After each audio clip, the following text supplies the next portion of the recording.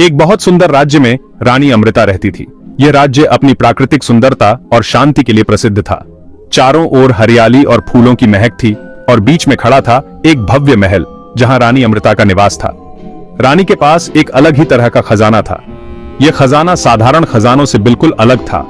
इसमें न तो हीरे थे, न सोना और न ही चांदी। यह खजाना अनमोल था क्योंकि इसमें छुपी थी अनगिनत कहानियां।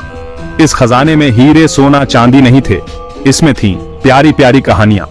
ये कहानियां सदियों पुरानी थीं और हर एक कहानी में एक नया रोमांच, एक नई सीख छुपी थी। रानी के लिए ये कहानियां ही सबसे बड़ा खजाना थी। हर रात रानी एक कहानी सुनती थी। वह अपने शाही कक्ष में बैठकर मोमबत्ती की रोशनी में इन कहानियों को पढ़ती थी। कहानियों की दुनिया में खो जाना रानी के लिए सबसे सुखद अनुभव था। ये कहानियां उसे बहुत खुश रखती थीं। हर कहानी में उसे एक नई दुनिया मिलती थी, नए पात्र, नए स्थान और नए अनुभव। इन कहानियों ने रानी के जीवन को रंगीन और रोमांचक बना दिया था। एक दिन रानी को एक नया खजाना मिला। यह खजाना भी कहानियों से भरा हुआ था, लेकिन इसमें एक खास बात थी। इसमें एक ऐसी कहानी थी जो उसने पहले कभी नहीं सुनी थी। यह एक चमकता हुआ मोती था। इस मोती में एक अद्भुत कहानी छुपी थी जो रानी के जीवन को और भी रोचक बना देने वाली थी। रानी ने उस मोती को अपने खजाने में सबसे खास जगह पर रखा और हर रात उसे पढ़ने का आनंद लिया। यह मोती सिंपल नहीं था, यह मोती बातें कर सकता था। मोती ने रानी को अपना दुख बताया। वह अपने परिवार से बिछड़ गया था। रानी ने मोती की बात ध्यान से सुनी। उसे मोती पर बहुत दया आई। रानी ने मोती को दिलासा दिया। उसने मोती को अपना दोस्त बना लिया। रानी और मोती अच्छे दोस्त बन गए। उनकी दोस्ती की शुरुआत बहुत ही प्यारी थी। वे दोनों एक दूसरे के बिना एक पल भी नहीं रह सकते थे। वे हर दिन साथ में खेलते थे, पार्क में दौड़ते, झूला झूलते और खेल खेल में समय बिताते थे। उनके खेल में हमेशा हंसी खुशी का माहौल होता था। रानी मोती को कहानियां सुनाती थी। उसकी कहानियां बहुत ही रोचक और मजेदार होती थीं।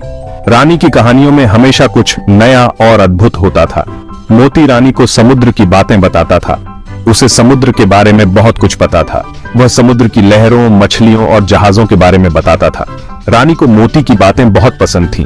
वह ध्यान से सुनती और मोती की हर बात को समझने की कोशिश करती। मोती की बातें सुनकर रानी के चेहरे पर हमेशा मुस्कान आ जाती थी। मोती को रानी की कहानियां अच्छी लगती थीं। वह भी रानी की कहानियों में खो जाता था। उसकी कहानियां सुनकर मोती को ऐसा लगता था जैसे वह किसी दूसरी दुनिया में चला गया हो। वे दोनों एक दूसरे के साथ बहुत खुश थे। उनकी हंसी और खुशी से पूरा माहौल गूंज उठता था। वे एक दूसरे के साथ समय बिताने का कोई भी मौका नहीं छोड़ते थे। उनकी दोस्ती दिन ब दिन गहरी होती गई। वे एक दूसरे के सुख दुख में साथ रहते थे। उनकी दोस्ती की मिसाल पूरे मोहल्ले में दी जाती थी। रानी और मोती की दोस्ती एक सच्ची और अटूट दोस्ती थी जो समय के साथ और भी मजबूत होती गई। एक दिन रानी बहुत उदास थी। उसे अपनी एक प्यारी गुड़िया नहीं मिल रही थी। यह गुड़िया रानी को बहुत प्यारी थी। रानी ने गुड़िया को हर जगह ढूंढा, लेकिन गुड़िया कहीं नहीं मिली। रानी बहुत रोई। उसे समझ नहीं आ रहा था कि वह क्या करे। मोती ने रानी को रोते हुए देखा। मोती ने रानी से रोने का कारण पूछा। रानी ने मोती को अपनी परेशानी बताई। मोती ने रानी को ढाढ़स बंधाया। उसने रानी की गुड़िया ढूंढने में मदद की। मोती ने अपने चमकदार प्रकाश का उपयोग किया। उसने पूरे महल में रोशनी फैला दी।